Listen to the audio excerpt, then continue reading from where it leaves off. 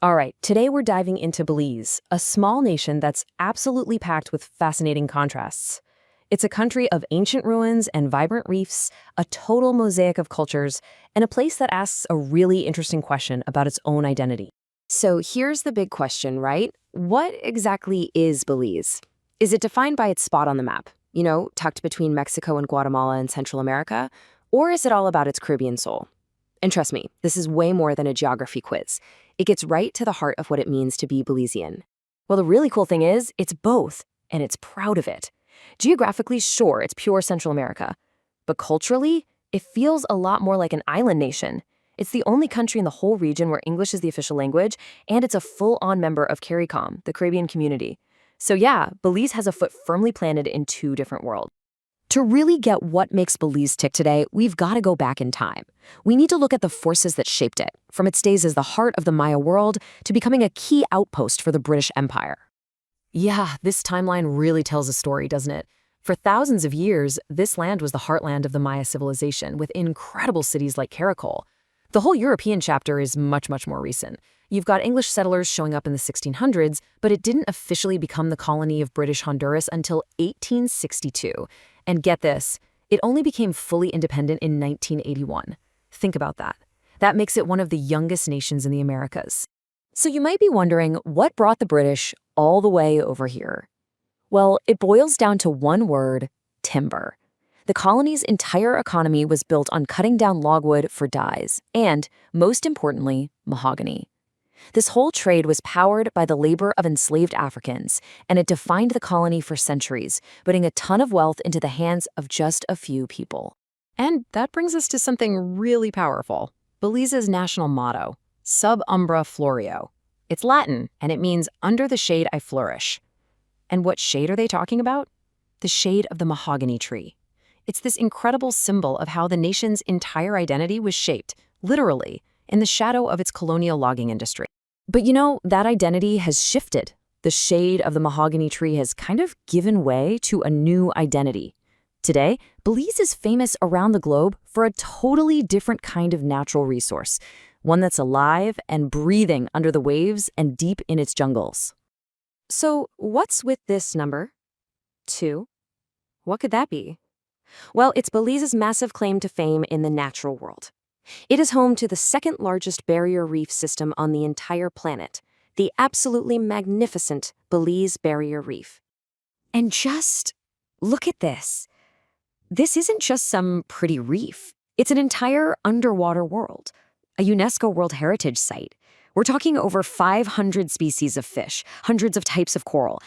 And here's the craziest part. Scientists think they've only explored maybe 10% of it. Just imagine what else is down there. And Belize isn't messing around when it comes to protecting this stuff. 37%, a huge chunk of its land, is officially protected. To give you some perspective, a place famous for ecotourism like Costa Rica, that's around 27%. So Belize is really going all in. Yeah, and this isn't just talk. They've made some seriously bold moves. They were the first country in the world to ban bottom trawling, which is super destructive. They slammed the brakes on offshore oil exploration to protect that reef. These are huge decisions that have really cemented Belize's reputation as a true global leader in conservation. Okay, so as mind-blowing as the nature is, the real story of Belize is its people. It's an absolute melting pot with a cultural diversity that's every bit as rich as its ecosystems. So this chart gives you a quick look at that mix. You've got the Mestizo as the largest group, then the Creole, Maya, and the Garifuna. And let me tell you, each of these groups has its own incredible story about how they ended up calling Belize home. First up, the Mestizo. They're now the majority, and most are descendants of people who were literally fleeing for their lives from this brutal conflict in Mexico's Yucatan back in the mid-1800s. And they brought their language and traditions with them. Then you have the Creole. They're the descendants of the enslaved Africans who were forced to work in those logging camps, and also the European settlers, these guys called the Baymen. For a long, long time, they were the main cultural group, and you'll still hear their Creole language spoken all over the country. And then there are the Garinagu, or the Garifuna people. And wow, their story is just one of pure resilience. They're descendants of shipwrecked West Africans who mixed with the local Arawak and Carib people on the island of St. Vincent. They fought colonization, got exiled by the British, and eventually found their home on the coast of Belize in the early 1800s. And of course, we have to talk about the Maya, the original people of this land. Their amazing cities might have gone quiet, but the Maya people themselves never, ever left. Today, you have three main groups, the Yucatec, Mopan, and Kekchi, and they're this living, breathing link to a history that's thousands of years old. And just to make the mix even more interesting, you have this very distinct community of German-speaking Mennonites. They showed up in the 1950s, basically looking for a quiet place to farm and practice their faith. And now, they're huge players in the country's agriculture.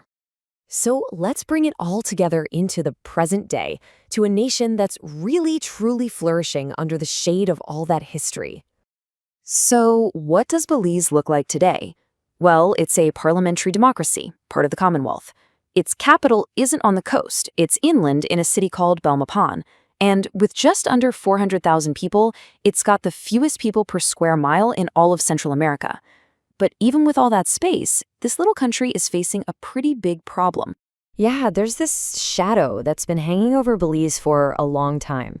This old territorial claim from its neighbor Guatemala.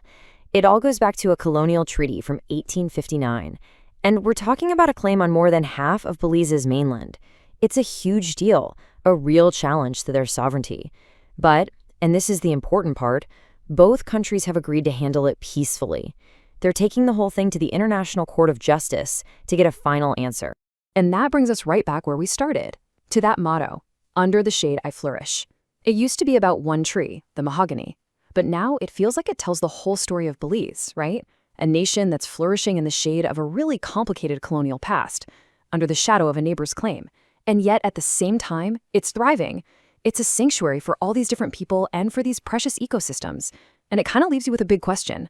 How does a country, against all these odds, manage to find its own place in the sun?